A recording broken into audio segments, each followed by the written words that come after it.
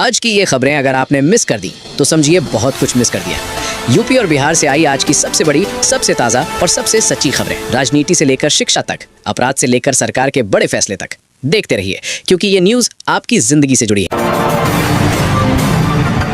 बिहार के सुपौल जिले में पुलिस ने एक कॉर्पोरेट होटल में चल रहे बड़े जुए के अड्डे पर छापा मारा। इस छापेमारी में कुल 10 जुआरी गिरफ्तार किए गए और उनके पास से 6.25 लाख रुपए की नकदी बरामद हुई। पुलिस ने कहा कि यह जुए का अड्डा लंबे समय से सक्रिय था और स्थानीय लोगों के बीच सक्रिय रूप से चल रहा था। अब इस मामले में आगे की जांच जारी है। ये कार्रवाई कानून व्यवस्था को सुदृढ़ करने की ओर एक बड़ा कदम मानी जा रही है।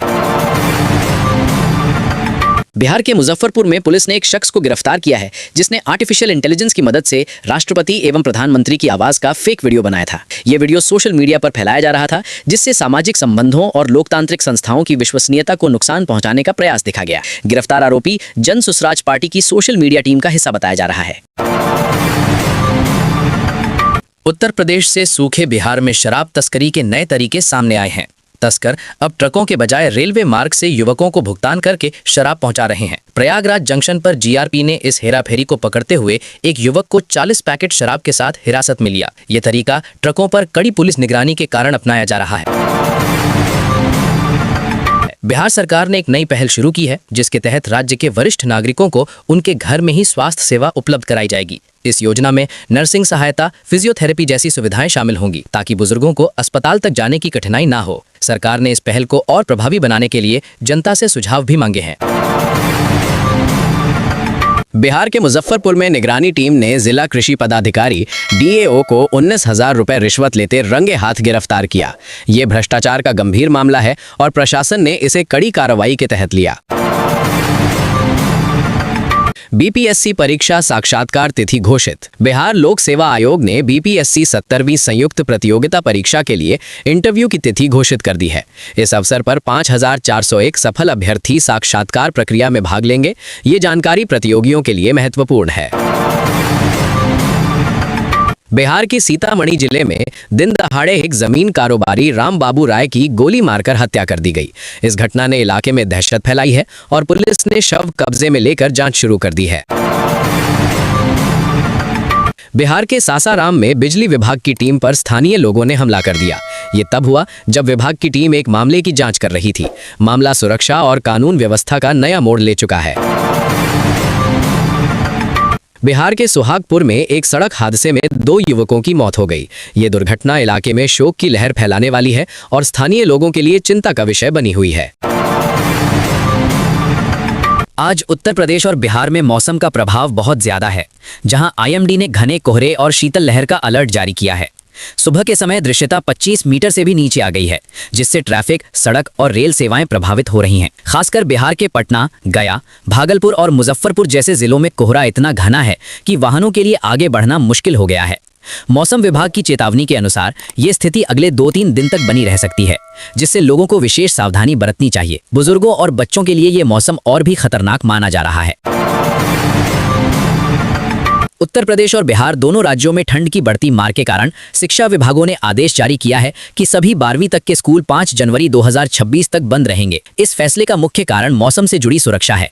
खासकर सुबह शाम के कोहरे और ठंड की वजह से छात्रों और टीचर्स की सुरक्षा पर चिंता जताई जा रही है। अभिभावकों ने इस निर्णय का स्वागत किया है, लेकिन कुछ लोग कहते हैं कि इससे पढ़ाई प्रभावित होगी। सरकारी अधिकारियों का कहना है कि मौसम सामान्य होने के बाद स्कूल तय समय पर फिर से खुलेंगे। बिहार सरकार ने एक महत्वाकांक्षी योजना की घोषणा की है जिसमें अगले 5 वर्षों में राज्य के प्रमुख रेलवे स्टेशनों की क्षमता दोगुनी करने का लक्ष्य रखा गया है। पटना, मुजफ्फरपुर, दरभंगा और गया जैसे बड़े स्टेशन आधुनिक सुविधाओं से लैस होंगे। नई टर्मिनल और पटरी विस्तार के जरिए यात्री और माल वाहन दोनों की सुविधाओं में भारी सुधार होगा। इससे न केवल बिहार के अंदर बल्कि उससे बाहर के ट्रैफिक में भी बड़ा सुधार आएगा। अधिकारियों का कहना है कि ये परियोजना बिहार की अर्थव्यवस्था को आगे बढ़ाने में महत्वपूर्ण भूमिका निभाएगी। उत्तर प्रदेश के प्रयागराज में जीआरपी पुलिस ने एक युवा को हिरासत में लिया है जिसके पास 40 पैकेट शराब मिली, जिसे वो बिहार की सीमा तक ट्रेन से तस्करी करने की कोशिश कर रहा था। ये शराब व्यापारियों द्वारा पिछले ट्रकों के इस्तेमाल के बाद अपनाया गया नया तरीका है, जिन पर पुलिस की कड़ी निगरानी रहने लगी थी। पुलिस की जांच में पता चला है कि इस नेटवर्क में बेरोजगार युवा बिना कोई रिकॉर्ड या इतिहास के टास्क दिए जा रहे हैं ताकि पुलिस का ध्यान कम लगे। ये मामला सख्त कानून के तहत दर्ज कर आगे की जाँच जारी है। मुजफ्फरपुर में हत्या और अस्पताल हंगामा। बिहार में दरभंगा का एक युवक रहस्यपूर्ण परिस्थितियों में कुवैत में मृत पाया गया, जिससे परिवार और स्थानीय समाज में चिंता फैली है। दूसरी ओर मुजफ्फरपुर में एक मोबाइल दुकानदार की हत्या का खुलासा पुलिस ने किया है, जहां जांच से पता चला है कि आपसी विवाद और लूट इसके मूल कारण थे। इसी बीच अररिया में प्रसूता की मौत पर स्थानीय अस्पताल के खिलाफ भारी हंगामा हुआ है। लोगों का आरोप है कि लापरवाही के कारण महिला की जान गई। ये घटनाएं बिहार में सामाजिक और प्रशासनिक चुनौतियों को उजागर करती हैं। अगली खबर आपको चौंका देगी। ये खबर हर माता पिता को जरूर सुननी चाहिए। इस फैसले का असर सीधे आपकी जेब पर पड़ेगा। आखिरी खबर सबसे जरूरी है, तो बने रहिए हमारे चैनल पे। और आपने अभी तक हमारे चैनल को सब्सक्राइब नहीं किया है तो अभी सब्सक्राइब कर लो और वीडियो को लाइक करना ना भूलें। चलिए बढ़ते हैं अगली खबर की ओर। यूपी और बिहार के सरकारी अस्पतालों में आज भी मरीजों की भारी भीड़ है। सुबह से पर्ची की लाइन, फिर जांच, फिर दवा, हर कदम पर संघर्ष। आयुष्मान और सरकारी योजनाएं मौजूद हैं, लेकिन कई जगहों पर दवाइयों की कमी और स्टाफ की कमी साफ दिखती है। डॉक्टरों का कहना है कि संसाधन सीमित है, जबकि मरीज लगातार बढ़ रहे हैं। आम आदमी सवाल कर रहा है, क्या स्वास्थ्य सिर्फ योजना तक सीमित रह गया है? यूपी बिहार के युवा आज भी रोजगार की तलाश में हैं। प्रतियोगी परीक्षाओं की तारीखें बढ़ती जा रही हैं, भर्तियां अटकी हुई हैं और निजी सेक्टर में अवसर सीमित हैं। कई युवा छोटे मोटे काम करने को मजबूर हैं, जबकि उनके पास डिग्री और स्किल दोनों है। एक्सपर्ट्स मानते हैं कि रोजगार सृजन पर तेज और ठोस फैसलों की जरूरत है, वरना ये असंतोष आने वाले समय में बड़ा सामाजिक मुद्दा बन सकता है। यूपी बिहार में महिला सुरक्षा पर बड़े दावे हैं, लेकिन जमीनी हालात हर बार सवाल खड़े कर देते हैं। छेड़छाड़, घरेलू हिंसा और असुरक्षा की घटनाएं महिलाओं के मन में डर पैदा करती हैं। महिला संगठनों का कहना है कि सिर्फ कानून नहीं, तेज कार्रवाई और संवेदनशील पुलिसिंग जरूरी है। महिलाएं आजादी चाहती हैं, बिना डर के पढ़ने, काम करने और जीने की।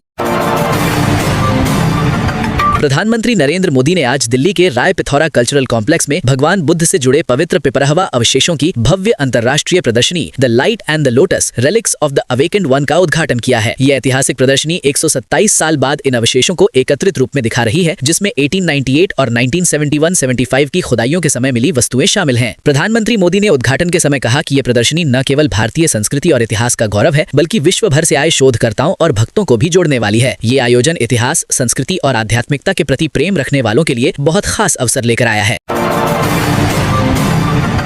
उत्तर प्रदेश के वाराणसी काशी में 72वीं सीनियर नेशनल वॉलीबॉल चैंपियनशिप का आयोजन आगामी 4 से 11 जनवरी तक हो रहा है। इस बड़े खेल महाकुंभ का वर्चुअल उद्घाटन प्रधानमंत्री नरेंद्र मोदी करेंगे, जबकि मुख्यमंत्री योगी आदित्यनाथ मैदान पर मौजूद रहकर खिलाड़ियों का उत्साह बढ़ाएंगे। खेल महाकुंभ, जो एक राष्ट्रीय स्तरीय प्रतियोगिता है, युवा खिलाड़ियों के लिए बड़ा प्लेटफॉर्म है, जिससे क्रीड़ा को बढ़ावा मिलता है और देश भर के प्रतिभागी अपनी कला दिखा पाते हैं। मुख्यमंत्री योगी ने आयोजन की तैयारियों का जायजा लिया और कहा कि खेल खिलाड़ियों को न केवल फिट रखता है, बल्कि देश की सांस्कृतिक और युवा ऊर्जा को भी मजबूत बनाता है। इस आयोजन से काशी में खेल प्रेमियों की उत्सुकता और भी बढ़ गई है। अगर आपको चाहिए सच्ची, जमीनी और दिलचस्प न्यूज, तो वीडियो को लाइक करें, चैनल को सब्सक्राइब करें और कमेंट